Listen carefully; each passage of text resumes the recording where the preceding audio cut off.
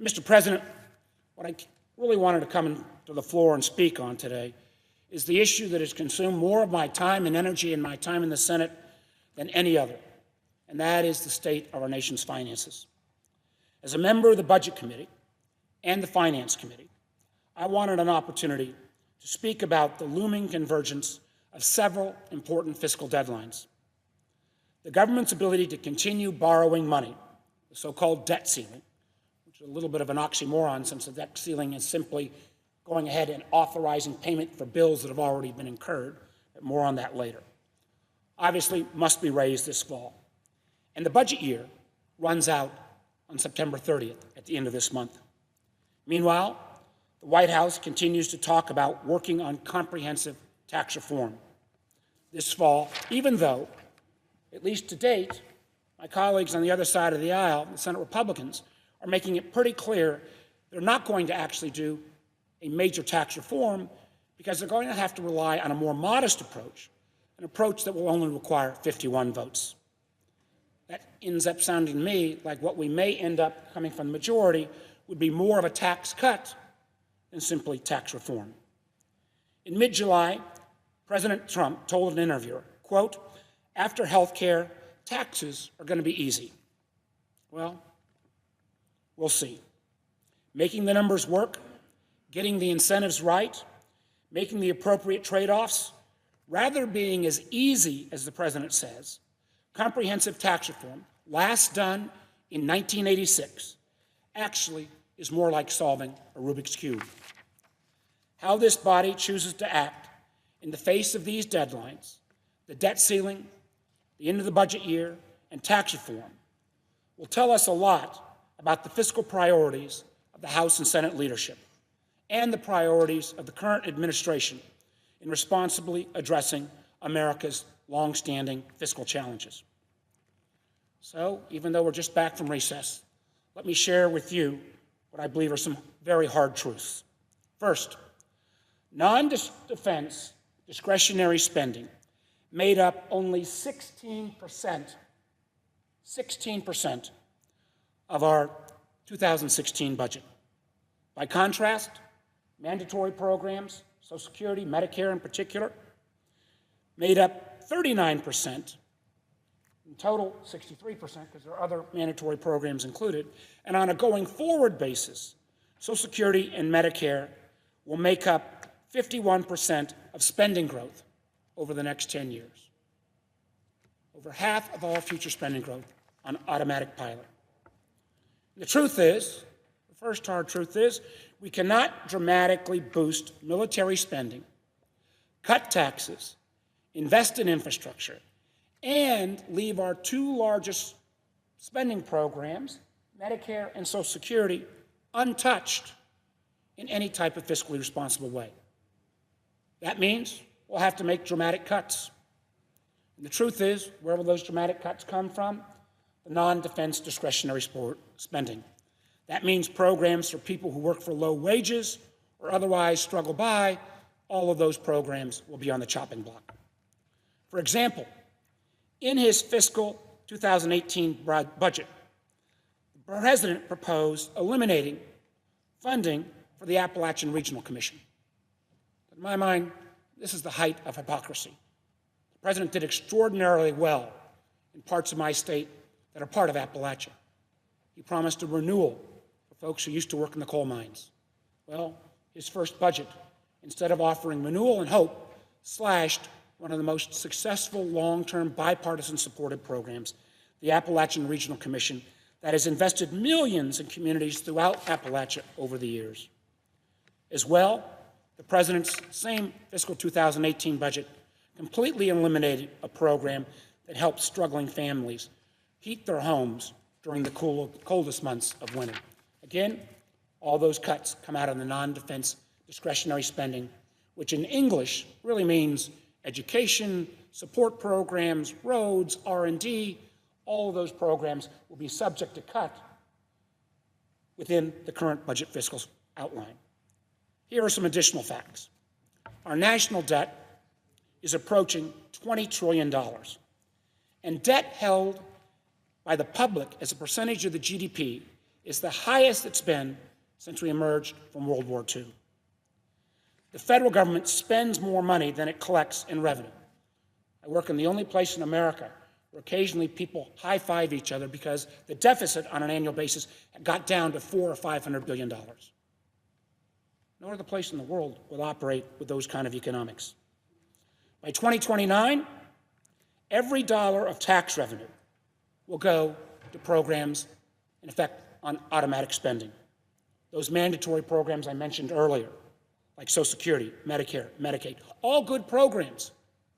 But the truth is, if we don't look at those programs as well for reform, if we don't understand that we need to also invest in roads and infrastructure and other support programs, that means by 2029, every dollar we spend on those programs for road, education, research, and also defense will be borrowed money.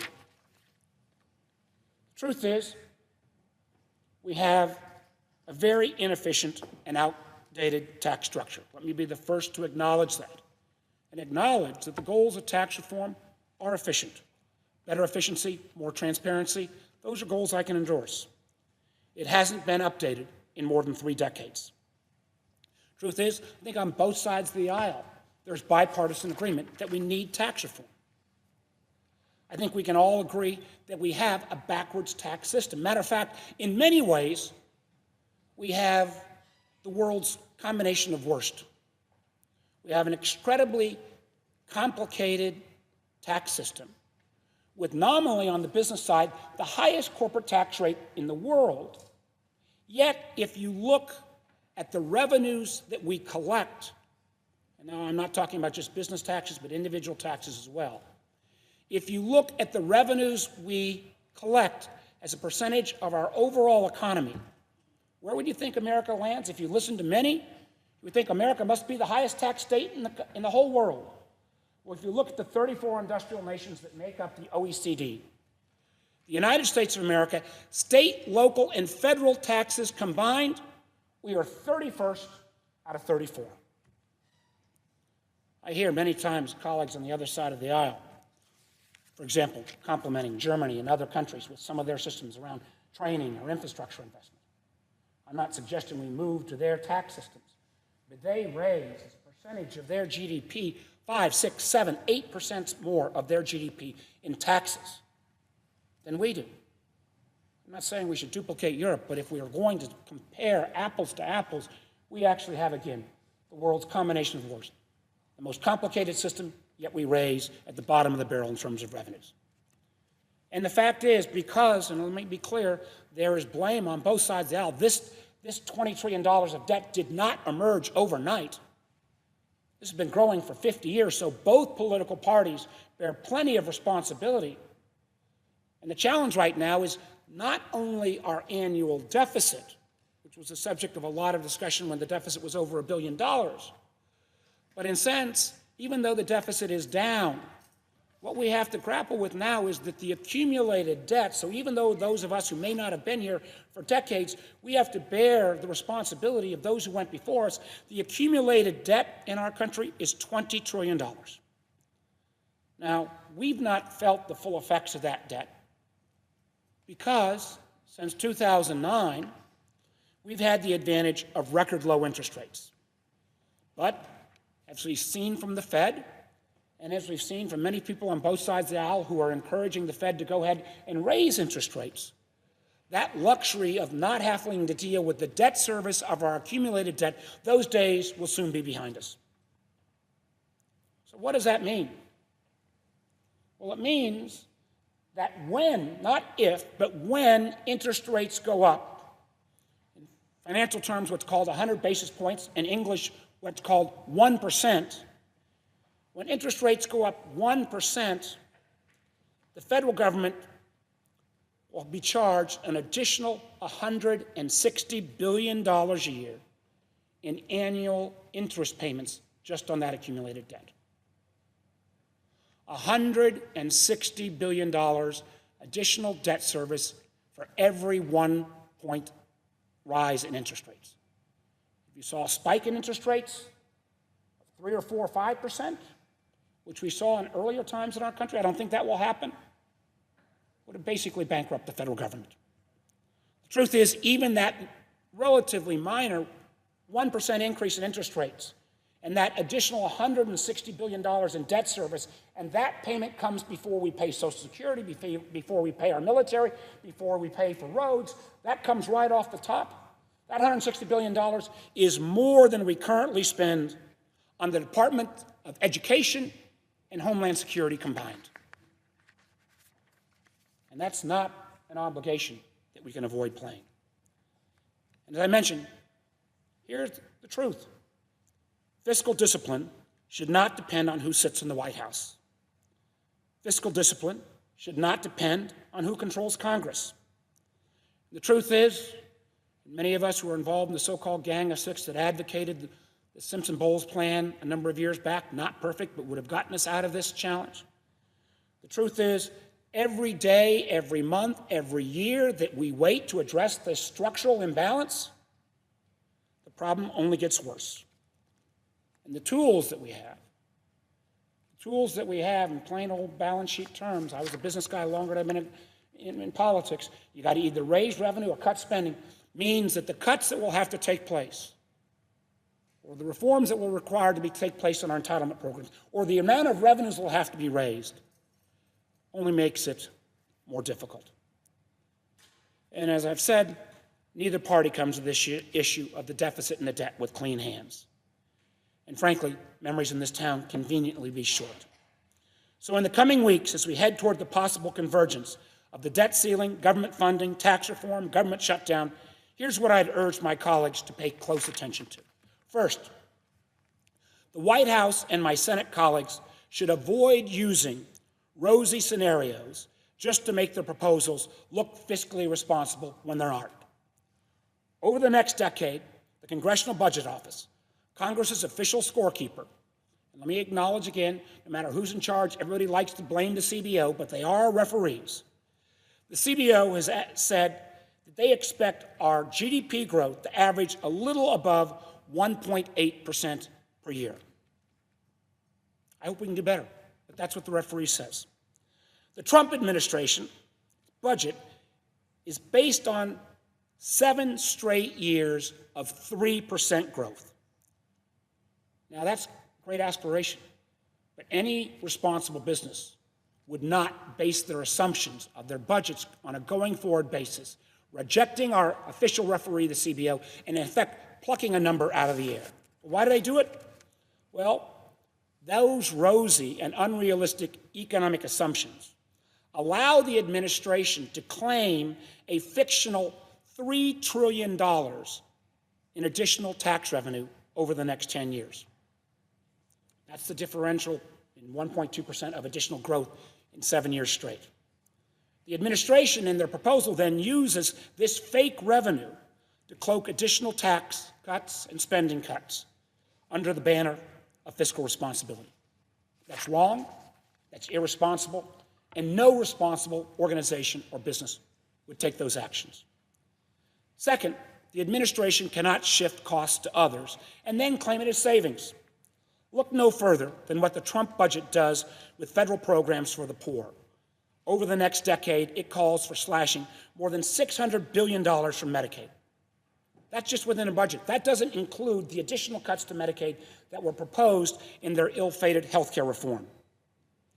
Truth is, Medicaid, as a former governor, I'm aware of this real time, Medicaid is a partnership between the federal government and the states. So a $6 billion cut at the federal level has a direct impact on state Medicaid responsibilities. It simply squeezes the balloon, forcing the states to either dramatically up their share of the cost of Medicaid or dramatically cut back services. Third, the administration claims their tax reform plan will pay for itself and stimulate so much economic growth that it won't add to the deficit. This is maybe the most spurious claim of all made by the administration. Here's a basic problem. The truth is, at least what the Trump proposal has put out so far really has very little to do with comprehensive tax reform. Instead, it's a 2-page wish list of tax cuts. A wannabe of every interest group that would like to get their special deal in the tax code further advanced. Every time we promised tax cuts will pay for themselves, it hasn't worked out. Let's remember that Ronald Reagan's 1981 tax cut provided short-term stimulus, but then deficits ballooned, and President Reagan had to raise taxes in 1982 and 1984. Likewise, President George W. Bush's tax cuts in 2001 and 2003 provided that quick sugar high, but ultimately had little impact on economic growth. And instead, the Bush tax cuts produced large deficits in the trillions and trillions of dollars, moving us from a budget surplus on an annual basis that he inherited to the point where when President Obama came in, the deficits were approaching $1 trillion a year. Fourth, paying for tax cuts through deficit spending is a really, really bad idea. It will make reaching any responsible fiscal goal that much more difficult. Also, studies show that tax cuts that add to deficits are worse for growth over the long term than those that are paid for, and actually can reduce growth over time. So any lawmaker who says they support not paying for tax cuts should also have to explain why they think adding to our national debt, a national debt that already stands at a record high, a national debt that's already at $20 trillion, a national debt that when interest rates will go up, which they will end up sucking out $160 billion a year in additional payments on an annual basis just for 1% increase in interest rates. Why that kind of adding to that already over-the-top debt level is a good idea. And fifth, it would be foolish to try to balance the budget by shortchanging investments that actually strengthen our economy and our competitiveness over the long term. The budget proposals that we've seen from the administration and the House Republican leadership takes a meat cleaver to a couple of the key areas that actually government should be investing more in: research and development, education, workforce training, and infrastructure.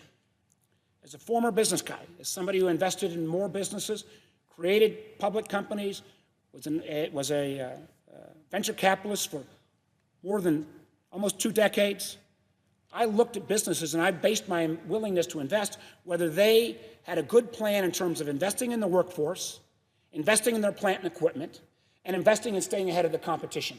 For a government, that means workforce, investing in education. Investing in plant and equipment, that means infrastructure. Staying ahead of the competition, that means investing in research and development. Well, let's put it like this. I would never have invested in a business that spends less than 10% of their revenues on those critical investments. That's not the way for our country to make responsible investments either. And the truth is, the Trump proposals would take our investments, current investments in education, infrastructure, and research and development to way less than 10% of our total revenues. Finally, Mr. President, we can achieve fiscally responsible and bipartisan tax reform.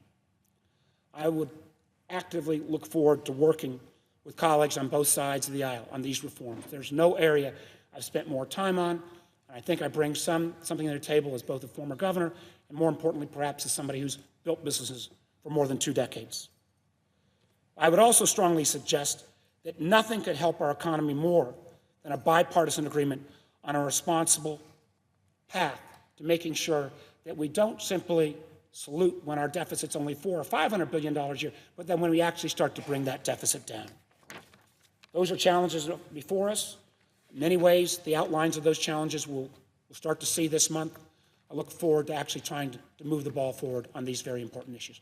With that, Mr. President, I yield the floor.